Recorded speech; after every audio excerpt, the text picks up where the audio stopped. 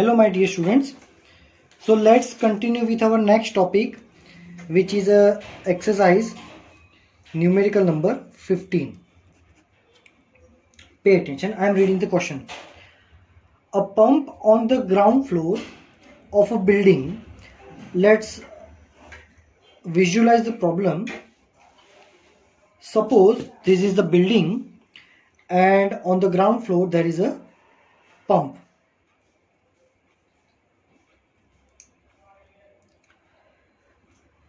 Can pump up water to fill a tank of 30 meter cube in 15 meter if the tank is 40 meter above the ground.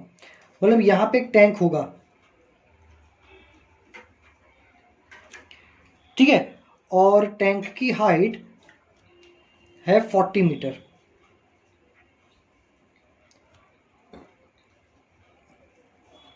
ठीक है, pump में से पानी through the pipe हमें ये tank में पहुंचाना है.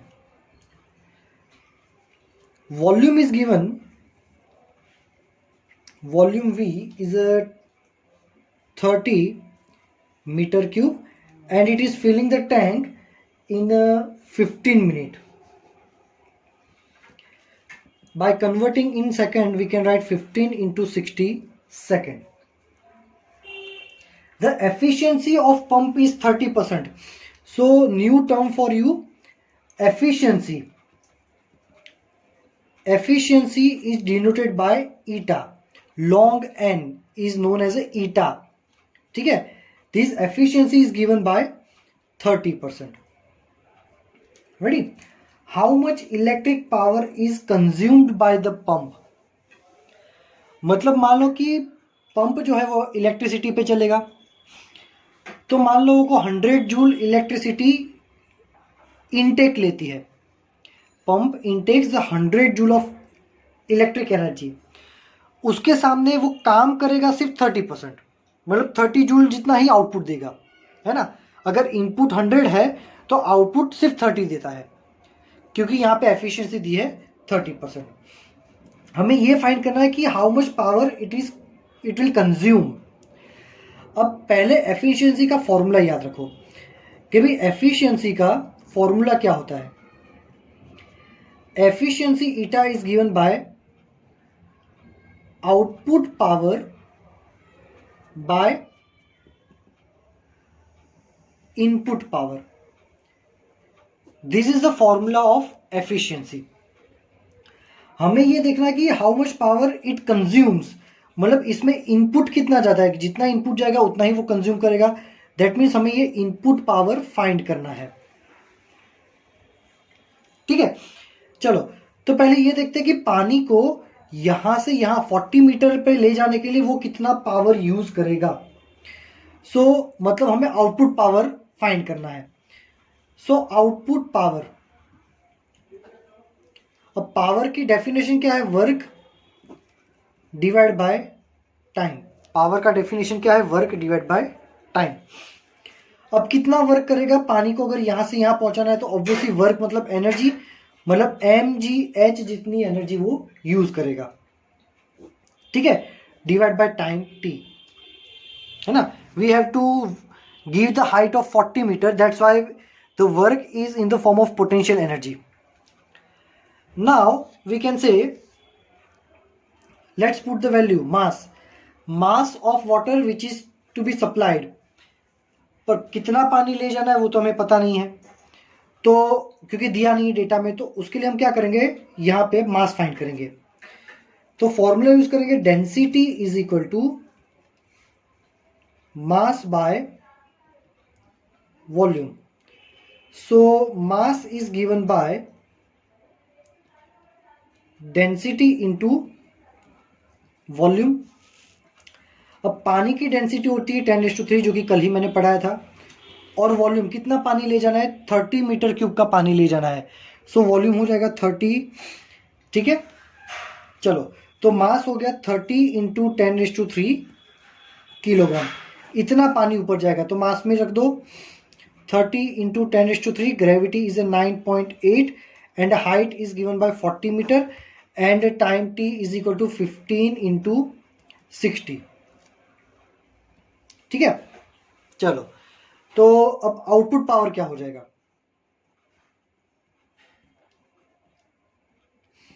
इसको सॉल्व करोगे so this will give you 13070 what.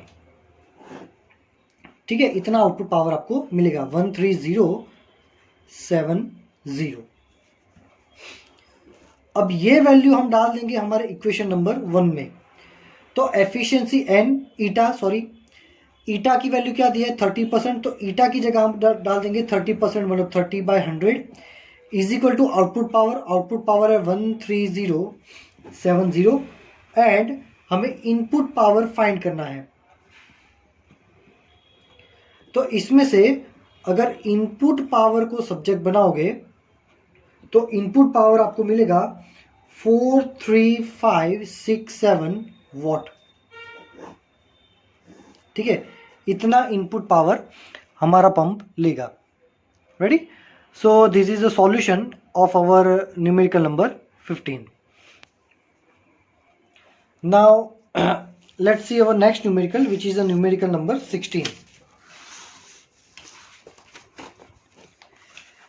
In numerical number 16, I am reading the question. Two identical ball bearings in contact with each other. There are two identical balls.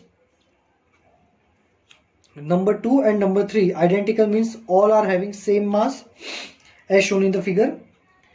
And resting on a frictionless table are hit head on by another ball bearing. ये 1 number की another bearing है, उसका भी मास m है और यहाँ पे उनके साथ हेड ऑन कोलिजन कर रही है। This bearing is having velocity v। Frictionless table, that means no friction is present.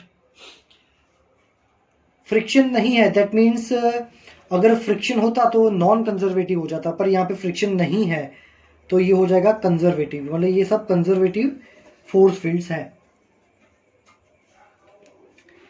If the collision is elastic, चलो बेस्ट आपको ये भी बोलते हैं कि इलास्टिक कोलिजन है। Is the collision is elastic, which of the following figure is a possible result after collision. ठीक है, तो अब इलास्टिक कोलिजन है so we can apply conservation of kinetic energy. तो काइनेटिक एनर्जी कंजर्वेशन हम apply करेंगे। चलो पहले केस की मैं डायग्राम ड्रॉ करता हूँ। पहले केस में क्या बोल दिया कि पहले ऑब्जेक्ट की वेलोसिटी है 0 और दूसरा और तीसरा दोनों एक दूसरे के साथ चिपक के जा रहे हैं और दोनों की कॉमन वेलोसिटी है v/2। ठीक है, तो अब हम काइनेटिक एनर्जी कंजर्वेशन अप्लाई करते हैं। तो इनिशियल काइनेटिक एनर्जी, तो इसकी काइनेटिक एनर्जी होगी 1/2 mv² प्लस ये दोनों अभी रेस्ट पोजीशन में, इनकी वेलोसिटी 0, तो 0 0 दोनों की kinetic energy 0 0 is equal to after the collision first object की काइनेटिक एनर्जी 0 बिकॉज उसकी वेलोसिटी 0 है, प्लस 2 और 3 1/2 mv² प्लस 1/2 mv², दोनों की वेलोसिटी सेम है इसीलिए। ठीक है, सो 1/2 mv² is equal to mv²/4, क्योंकि यहाँ पे 2 का स्क्वायर 4 हो जाएगा और 4 2 8 हो जाएगा, सॉरी यहाँ पे हो जाएगा 8 प्लस 1 ये क्या हो जाएगा mv², 2 2 4 2 8, so 1/2 mv² is equal to 2 mv²/8। So m cancels, sorry m cancels, ये 2 यहाँ पे एज इट इज रहेगा। ठीक है, चलो तो क्या आया यहाँ पे, हम डायरेक्टली ये भी कर सकते हैं कि भाई 1/2 mv² is equal to 2 mv²/8, 2 4 8, तो 1/2 mv² is equal to mv²/4, मतलब कि दोनों सेम नहीं है। मतलब यहाँ पे काइनेटिक एनर्जी कंजर्वेशन फॉलो नहीं हो रहा है, मतलब ये वो हमारा केस नहीं है। जहाँ पे काइनेटिक एनर्जी कंजर्व होगी जो केस में, वो हमारा करेक्ट आंसर होगा। अब दूसरे केस का मैं डायग्राम ड्रॉ करता हूँ। दूसरे केस में क्या है कि 1 और 2 दोनों स्टिक हो रहे एक दूसरे के साथ और उन दोनों की वेलोसिटी 0, बट थर्ड पार्टिकल की वेलोसिटी है v। So let's apply conservation of kinetic energy for this two cases. तो इनिशियल काइनेटिक एनर्जी इसकी बिफोर द कोलिजन, ये बिफोर द कोलिजन है, 1/2 mv² plus 0 0 is equal to, ये दोनों की velocity 0 है, सो 0 प्लस 0 प्लस इसकी velocity 1/2 mv²। Now they are equal, that means in second case conservation of kinetic energy is applicable. So यहाँ पे answer आएगा case number 2 is a possible result after the collision. ठीक है, case number 3 के लिए अगर आप कैलकुलेट करोगे सेल्फ तो आपसे मतलब ये इनिशियल और फाइनल इक्वेट नहीं होंगे, आप ट्राई कर सकते हैं सेल्फ। ठीक है, चलो next let's see the numerical number 17। The bob A of a pendulum released from 30 degree to the vertical. Let's say this is the support from which a pendulum having a bob A is hang, making an angle 30 degree with the vertical. Hits another bob B of the same mass. Both are having the same mass and ये यहाँ पे oscillate करते करते यहाँ पे आएगा और इससे टकरा रहा है। This one is not a thread, this is the only normal imaginary line, ये थ्रेड नहीं है। यहाँ पे ये जो है वो ऐसे ग्राउंड सरफेस पे पड़ा है। How high does the Bob A rise after the collision, इसको इसके साथ टकराने के बाद ए कितना ऊपर जाएगा वो हमें फाइंड करना है। Neglect the size of the bobs and assume the collision to be elastic, मतलब यहाँ पे इलास्टिक कोलिजन है। तो हमने इलास्टिक कोलिजन की जो थियोरी देखी थी उसमें स्पेशल केसेस देखे थे और वो स्पेशल केसेस में हमने क्या देखा था, when one object is having mass m, when collide with the another same mass but this is on the rest position. So after the collision what will happen, they will exchange their velocities। मतलब collision के बाद मान लो कि इसकी ये v जितनी velocity से टकरा रहा है, so after the collision b की वेलोसिटी हो जाएगी v और b अपनी वेलोसिटी दे देगा a को। अब b की अभी वेलोसिटी कितनी है 0, ये अपनी वेलोसिटी दे देगा इसको। So after collision A and B will exchange their velocities. So bob A will become on rest after collision. So it will not gain any of the height। ठीक है ना, दोनों अपनी वेलोसिटी एक्सचेंज कर देगा, ये इसकी वेलोसिटी इसको दे देगा आफ्टर द कोलिजन। इसकी वेलोसिटी 0 है तो आफ्टर कोलिजन इसकी वेलोसिटी 0 हो जाएगी। अब वेलोसिटी 0 है तो ऑब्वियसली कोई भी हाइट वो गेन नहीं करेगा। ये जो कंसेप्ट है उसके लिए आपको इलास्टिक कोलिजन का थ्योरी देखना पड़ेगा अगर याद नहीं हो तो, और उसमें स्पेशल केसेस देखना पड़ेगा, उसमें ये सब कुछ मैंने एक्सप्लेन किया था। चलो next let's see the sum number 18।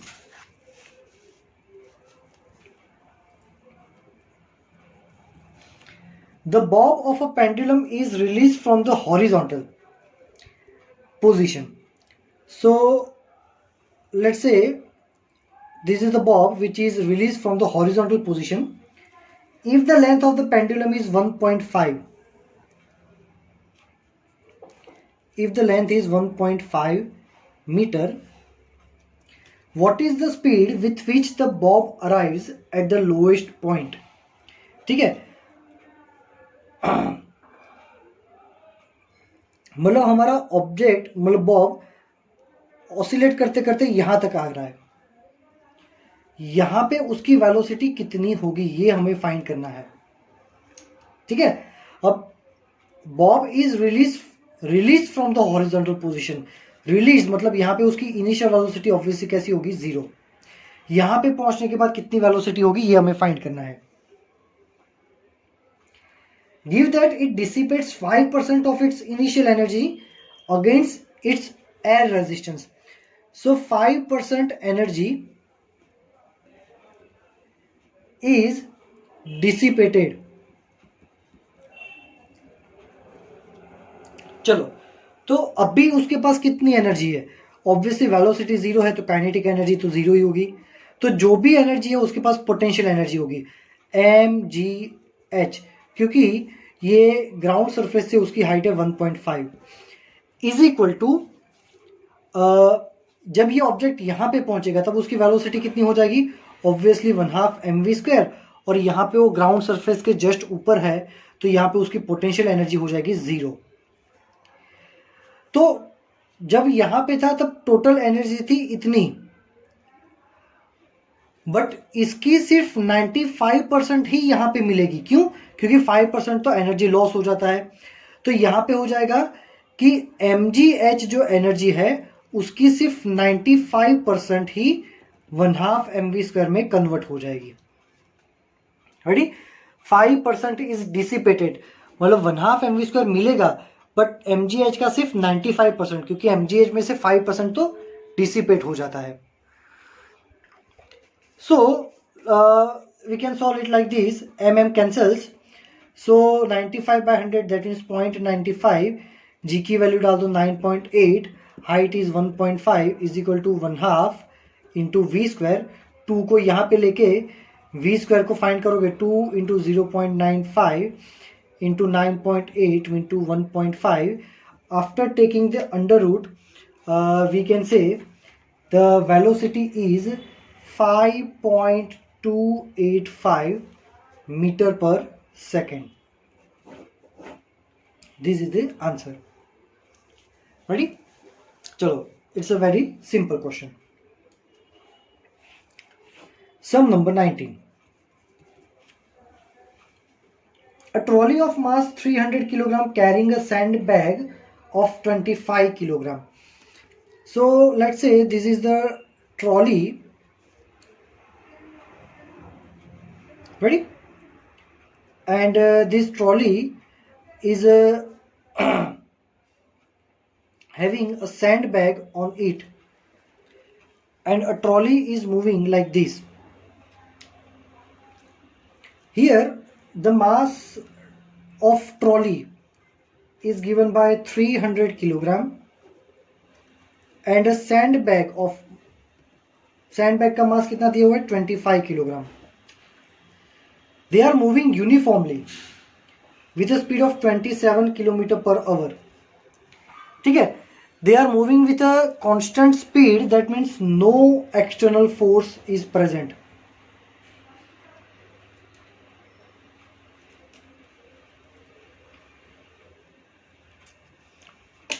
No external force is present. Ready? इसीलिए वो constant velocity से जा रहा है. After a while sand starts leaking out of a hole. Now after some time what's happening, a sand is starting to leak out from the hole at the rate of 0.05 kilogram पर second. मतलब sand जो है वो 1 second में 0.05 kilogram जितनी कम हो रही है sand. What is the speed of the trolley after the entire sandbag is empty? पूरा सैंडबैग जब खाली हो जाएगा तो ट्रॉली की स्पीड कितनी रहेगी. सो यहाँ पे आंसर इनिशियली हमें ये लगेगा कि भाई यहाँ से मास कम हो रहा है ना तो ट्रॉली की स्पीड इंक्रीज होगी, बट नहीं. Answer is that the trolley will travel at a same speed because there is no any external force is present. यहां पे कोई भी एक्सटर्नल फोर्स प्रेजेंट नहीं है. Ready? And velocity change in velocity कौन produce कर सकता है? Change in velocity can be produce by only the means of external force. अगर एक्सटर्नल फोर्स है तो ही आपकी वेलोसिटी में चेंज होगा. So no possibility of change in velocity. ठीक है. सो ये आपका 19 नंबर क्वेश्चन का आंसर. चलो आगे बढ़ते हैं. Let's move towards our next numerical which is exercise numerical number 20. A body of mass 0.5 kilogram, so m is equal to 0.5 kilogram, travels in a straight line. The object is traveling in a straight line. Velocity is given, it is a alpha x raised to 3 by 2. Now where a is given by, sorry, it is not alpha, it is a. This one is a, and the value of a is given by 5 and its unit is meter raised to -1/2 and second inverse. What is the work done by the net force during the displacement of x is equal to 0 to x is equal to 2 meter? Ready? तो यहाँ पे work done कितना होगा? We can से कि ये जो position है वो x इज इक्वल टू 0 है और यहाँ पे आ जाएगा x is equal to 2. Ready? चलो. सो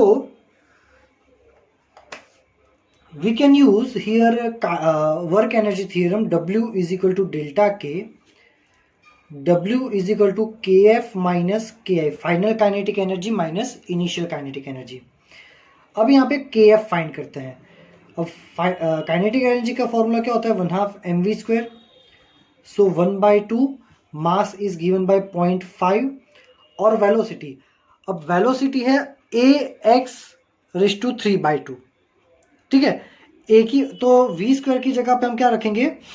देखो ये a की वैल्यू है 5 और x फाइनल काइनेटिक एनर्जी के लिए हम x की फाइनल वैल्यू डाल देंगे विच इज 2. रेडी? और 2 का क्या हो जाएगा? 3/2 पावर हो जाएगा. तो ये हो गई हमारी फाइनल काइनेटिक एनर्जी. तो क्या हो जाएगा? 1/2 इंटू 0.5 इंटू 5 इंटू, अब 2/3/2. 2/3/2 को कैसे सॉल्व करोगे भाई? तो 2/3/2 को ऐसा लिख सकते हैं 2/1/2. ये ऐसा क्यों? क्योंकि ये जो पावर है 1/2 + 1, 1/2 + 1 हो जाएगा 3/2. तो 3/2 को सेपरेट किया. अब 2/1/2 मतलब √2 इंटू 2/1 मतलब 2. 1.41 इंटू 2 तो ये हो जाएगा 2.82. तो 2/3/2 इज गिवन बाय 2.82. तो यहाँ पे हो जाएगा 2.82. ठीक है. तो ये आपकी फाइनल काइनेटिक एनर्जी हो गई.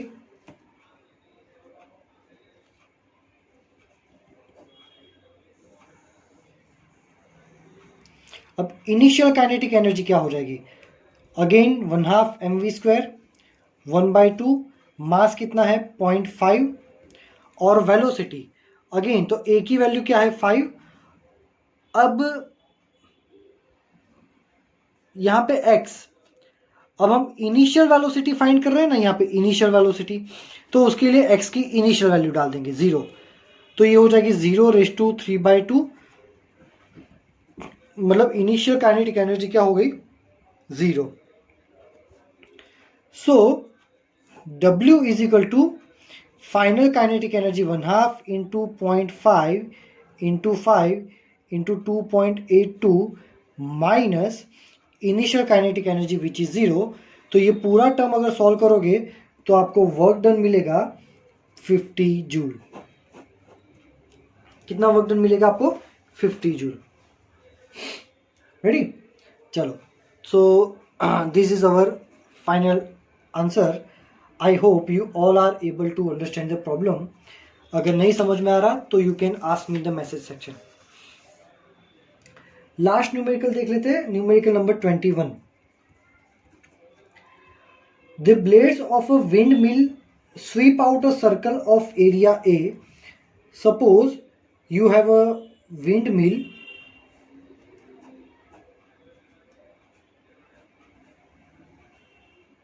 ठीक है, and a wind mill is circulating, performing a circular motion like this, और ये पूरा एरिया जो है वो है ए।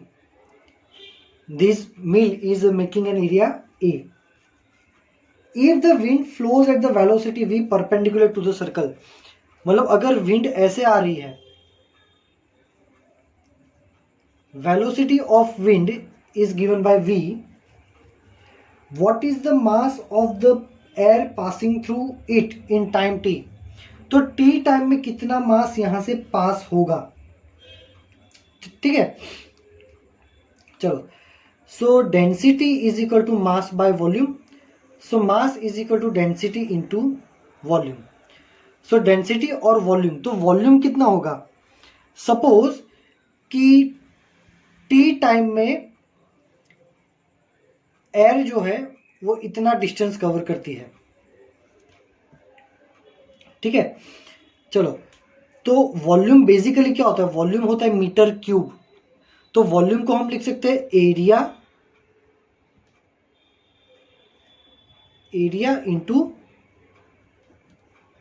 लेंथ, ठीक है। तो रो हमारा एरिया हमें दिया हुआ है ए, और लेंथ कैसे फाइंड करेंगे भाई? कितनी लेंथ की एयर यहां पे जाती है? तो velocity is equal to distance by time. Velocity हमें दी हुई v, डिस्टेंस हमें फाइंड करना है, और टाइम दिया हुआ है t। So distance is equal to velocity into time. तो डिस्टेंस मतलब हमारा लेंथ, लेंथ की जगह हम डाल देंगे v इंटू टी। तो इतने मास की एयर t टाइम में इसमें से पास हो रही है। What is the kinetic energy of the air? तो भाई काइनेटिक एनर्जी का फॉर्मूला होता है 1/2 mv²। सो 1/2 m, अच्छा m की जगह हम क्या डाल देंगे? ये rho A V T into v²। तो अब हमारा काइनेटिक एनर्जी क्या हो जाएगा? 1/2 rho A V cube into T. ये हमारी काइनेटिक एनर्जी हो गई, ठीक है। Assume that the windmill converts 25% of wind's kinetic energy into electric energy। तो ये जो भी हमारी काइनेटिक एनर्जी है उसकी सिर्फ 25% ही हमें इलेक्ट्रिक एनर्जी मिलती है। सो फाइनली हम क्या कैलकुलेट करेंगे? Electric energy is 25% of kinetic energy। So 25/100 into kinetic energy कितना हो जाएगा? हमें दिया 1/2 rho A V cube T. So 25 4 are 100, so 1/8 rho A V cube T. इतनी हमें इलेक्ट्रिक एनर्जी मिलेगी। अच्छा, अब आगे क्या दिया हुआ है? ओके, अब यहाँ पे एंड में उन्होंने डेटा दिए। बोलो, A is equal to 30 metre square दिया हुआ है, वेलोसिटी है 36 किलोमीटर पर आवर, जिसको आप मीटर पर सेकंड में कन्वर्ट करोगे तो आपको मिलेगा 10 मीटर पर सेकंड। डेंसिटी ऑफ एयर दिया हुआ है 1.2 किलोग्राम पर metre cube. What is the electrical power produce? ठीक है, अब यहाँ पे हमें दिया है इलेक्ट्रिक एनर्जी और बोला है कि फाइंड करो इलेक्ट्रिक पावर। तो फॉर्मूला हो जाएगा इलेक्ट्रिक पावर पावर का फॉर्मूला क्या होता है? एनर्जी बाय टाइम, ठीक है। Electric power is equal to electric energy by time, ठीक है। अब इलेक्ट्रिक एनर्जी कितना दे रखा है हमें? 1/8 rho A V cube T, ठीक है। ये इलेक्ट्रिक एनर्जी की वैल्यू डाल दी, डिवाइड बाय टाइम तो है ही हमारे पास, टी कट हो जाएगा। So this will give you 1/8, रो की वैल्यू डाल दो 1.2, एरिया डाल दो 30, वेलोसिटी का क्यूब मतलब 10 का क्यूब, ठीक है। इसको जब सॉल्व करोगे तो आपको आंसर मिलेगा 4500 वॉट,